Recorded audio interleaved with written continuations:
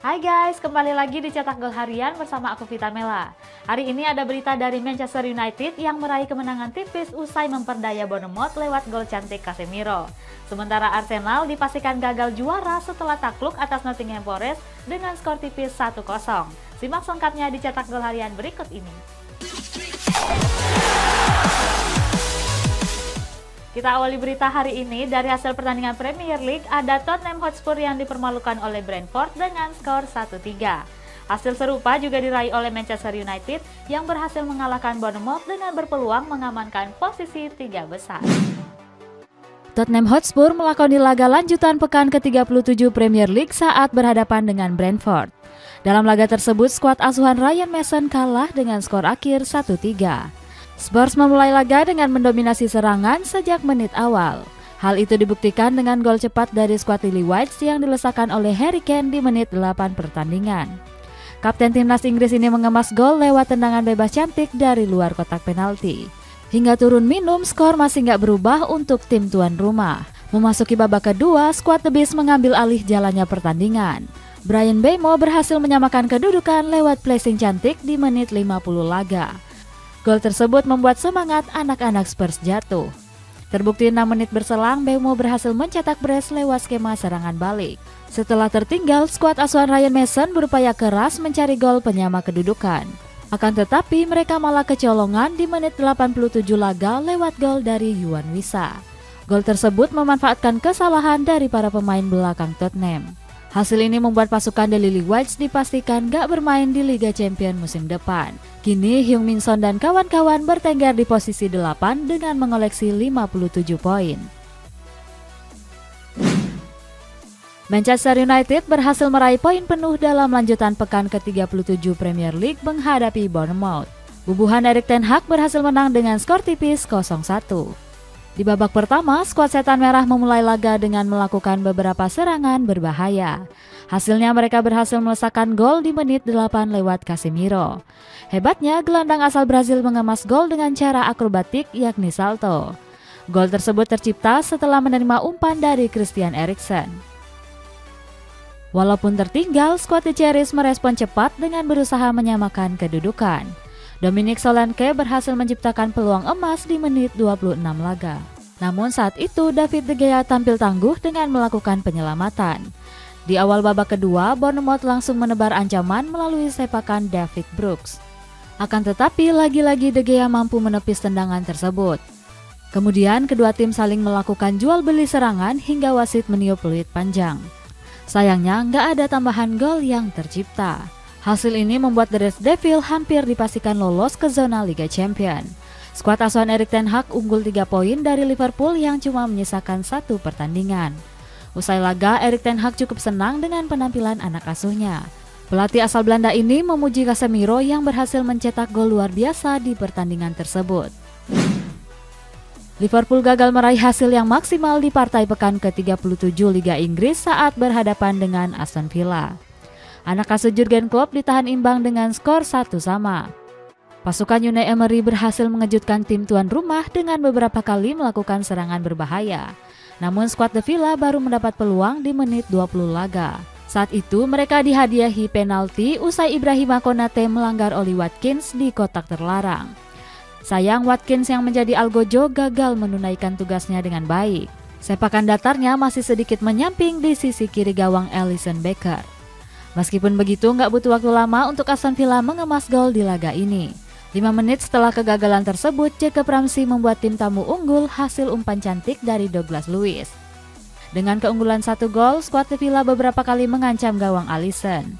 Akan tetapi, hingga turun minum babak pertama, skor masih tetap untuk keunggulan Aston Villa. Memasuki babak kedua, skuad The Reds berupaya untuk mencari penyama kedudukan. Cody Gakpo sukses membuat skor imbang lewat golnya di menit 55 pertandingan. Namun gol penyerang asal Belanda ini dianulir oleh wasit karena sudah berada dalam posisi offside. Kemudian skuad The Reds memiliki peluang emas lainnya. Namun gempuran tersebut masih mampu dihalau oleh penjaga gawang Emiliano Martinez. Hingga akhirnya Roberto Firmino berhasil menyelamatkan 1 poin Liverpool melalui golnya 3 menit sebelum laga usai. Usai melesakkan gol, sang pemain tampak begitu emosional. Pasalnya ini merupakan laga terakhir Firmino untuk bermain di Anfield Stadium. Seperti diketahui, pemain asal Brazil ini akan dipastikan hengkang dari Liverpool akhir musim nanti. Hasil ini membuat peluang skuad asuhan Jurgen Klopp untuk bermain di Liga Champions semakin mustahil, sebab mereka wajib menang di laga terakhir menghadapi Southampton. Selain itu, mereka juga harus berharap Manchester United kalah di 2 laga sisa. Pekan ke-37 menjadi pekan tersial bagi Arsenal. Pasalnya pada pekan tersebut, skuad The Gunners harus diperdaya oleh Nottingham Forest dengan skor tipis 1-0. Sejak menit awal pertandingan, Arsenal langsung tampil agresif. Sayangnya, pasukan Mikel Arteta harus kebobolan cepat melalui Taiwo Awoniyi pada menit 19 pertandingan. Memasuki babak kedua, The Gunners kembali tampil menekan ke lini penyerangan Nottingham. Salah satunya mendapatkan peluang melalui sepakan kencang Bukayo Saka di menit 60 pertandingan. Sayangnya, sepakan tersebut berhasil digagalkan dengan baik oleh Keylor Navas. Nottingham yang bermain sebagai tuan rumah juga nggak mau kalah dengan berhasil menciptakan peluang emas. Termasuk peluang emas Morgan Gibbs-White di menit 67 yang gagal berbuah gol. Sampai peluit panjang dibunyikan, kedua tim nggak mampu untuk menceploskan satupun gol balasan. Kekalahan ini membuat Arsenal dipastikan gagal merengkuh gelar juara Premier League musim ini. Skuad The Citizen sendiri kini mengemas 85 poin dengan masih memainkan 3 pertandingan sisa, yakni menghadapi Chelsea, Brentford, dan laga tunda melawan Brighton. Lanjut ke hasil pertandingan La Liga, ada Villarreal yang meraih kemenangan usai menekuk Girona dengan skor tipis 1-2. Sementara Barcelona yang sudah dipastikan juara justru menelan kekalahan tipis usai diperdaya Real Sociedad dengan skor 1-2. Villarreal menjalani lanjutan pertandingan pekan ke-35 La Liga saat berhadapan dengan Girona. Bertandang ke Montevideo Stadium, skuad kapal selam kuning berhasil menang tipis 1-2. Yeremy Pino membuka keunggulan Villarreal di menit 9 pertandingan. Kemudian skuad Blanqui Vermells menyamakan kedudukan di menit 24 lewat David Lopez Silva. Di menit akhir, skuad asuhan Quique Setien sukses melesakkan gol melalui Gerard Moreno. Dengan hasil ini, Villarreal masih bertengger di peringkat kelima dengan torehan 60 poin. Barcelona harus menelan kekalahan dalam lanjutan pekan ke-35 La Liga menghadapi Real Sociedad. Pada laga itu, pasukan Xavi Hernandez kalah dengan skor tipis 1-2. Ada momen menarik yang terjadi sebelum wasit meniup peluit kick-off. Saat itu, para pemain Real Sociedad memberikan penghormatan Guard of Honor untuk Blaugrana yang sudah dipastikan juara. Skuad era Villarreal mengemas 2 gol melalui Mikel Merino dan Alexander Sorloth di menit 5 dan 72 laga. Sementara Barcelona baru bisa memperkecil kedudukan di menit akhir lewat Robert Lewandowski. Dengan hasil ini, Real Sociedad semakin memperbesar peluang untuk bermain di Liga Champions. Mereka semakin kokoh di posisi keempat dengan mengemas 65 poin. Meski kalah, Barcelona tetap melakukan pesta juara setelah memastikan diri sejak pekan lalu. Terlihat para fans yang memadati Camp Nou Spotify menyambut pesta tersebut dengan sangat antusias. Atalanta meraih hasil positif dalam laga lanjutan pekan ke-36 Serie A. Bermain di hadapan para pendukung, skuad Orobici menekuk Hellas Verona dengan skor telak 3-1. Kedua tim menutup babak pertama dengan skor imbang 1-1. Masing-masing gol dari kedua tim dicetak melalui Davide Zappacosta dan Darko Lazovic. Di babak kedua, Atalanta mampu mencetak 2 gol lewat Mario Pasalic dan Rasmus Højlund. Hasil ini memantapkan posisi Atalanta di peringkat 6 dengan mengemas 61 poin.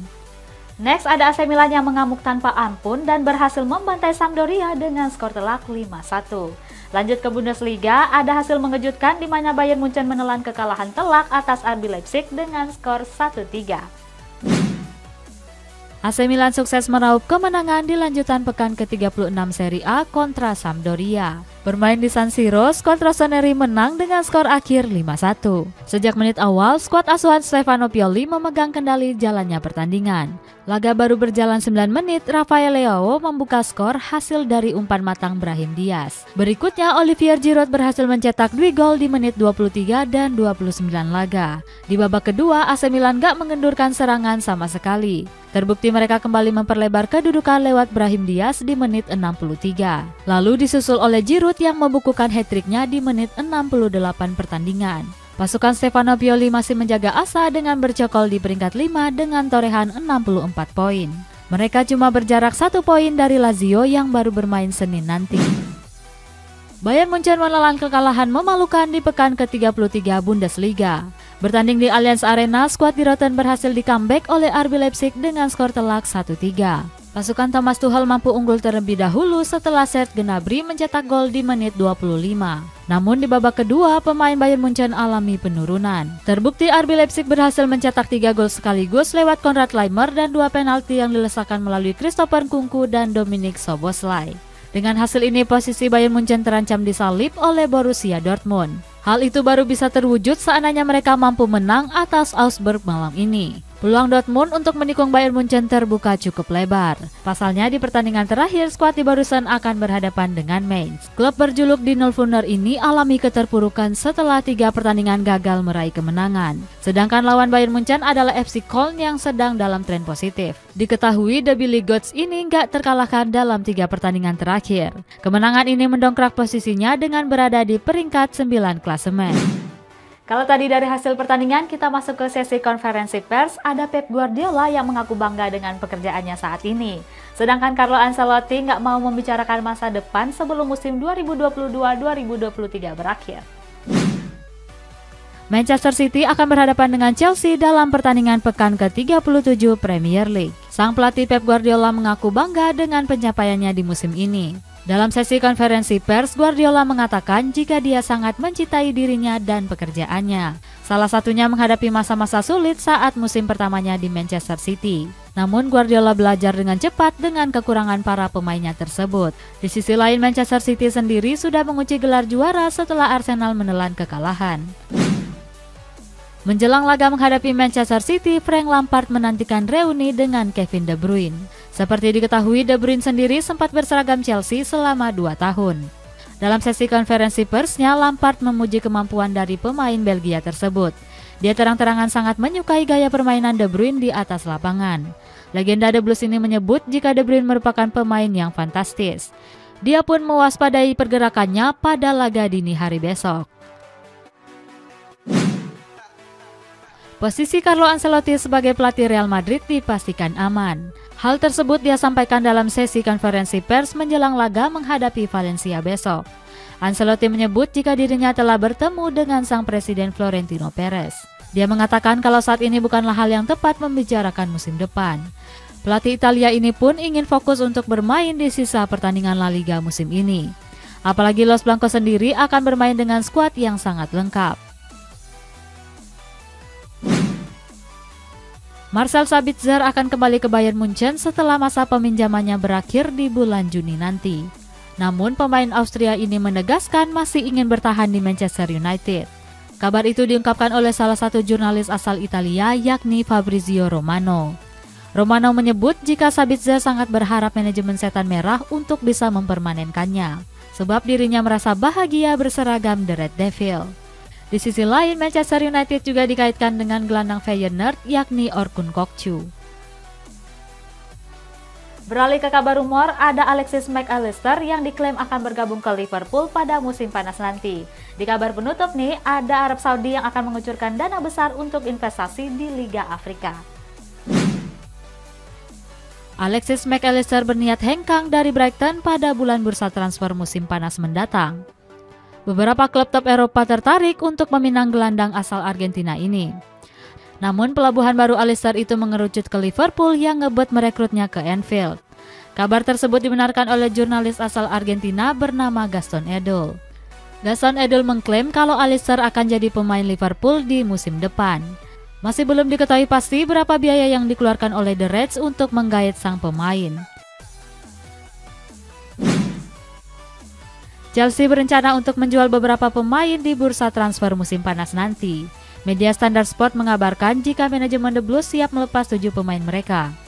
Mulai dari Pierre-Emerick Aubameyang, Mateo Kovacic, Hakim Ziyech, Callum Hudson-Odoi, Edouard Mendy, sampai Ruben Loftus-Cheek.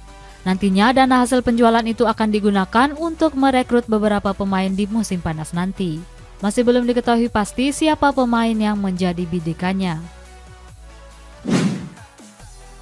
Masa depan Joao Cancelo di Manchester City masih menjadi tanda tanya besar.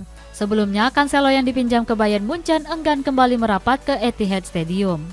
Di sisi lain, manajemen di Rotten dikabarkan gak tertarik untuk mempermanenkannya di akhir musim. Menurut jurnalis Kerry Howe, Real Madrid masuk ke dalam perburuan bek Portugal tersebut.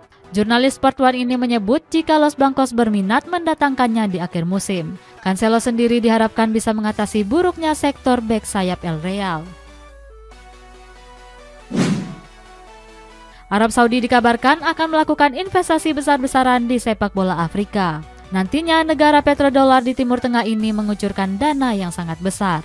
Menurut jurnalis Ed Aarons, dana tersebut mencapai 200 juta euro atau 3,2 triliun rupiah. Nantinya Arab Saudi akan bekerja sama dengan CIF untuk mensponsori Liga Super Afrika. Kesepakatan ini bertujuan agar Arab Saudi bisa mendapatkan dukungan untuk pencalonan tuan rumah di Piala Dunia 2030. Next, kita baca kolom komentar. Ada komen dari mr.renlaar7852. Min bahas peluang 3 wakil Italia di final kompetisi Eropa dong. Kalau kamu mau tahu ulasan lengkapnya ada di channel Cetak Gol IDN ya. Sampai jumpa.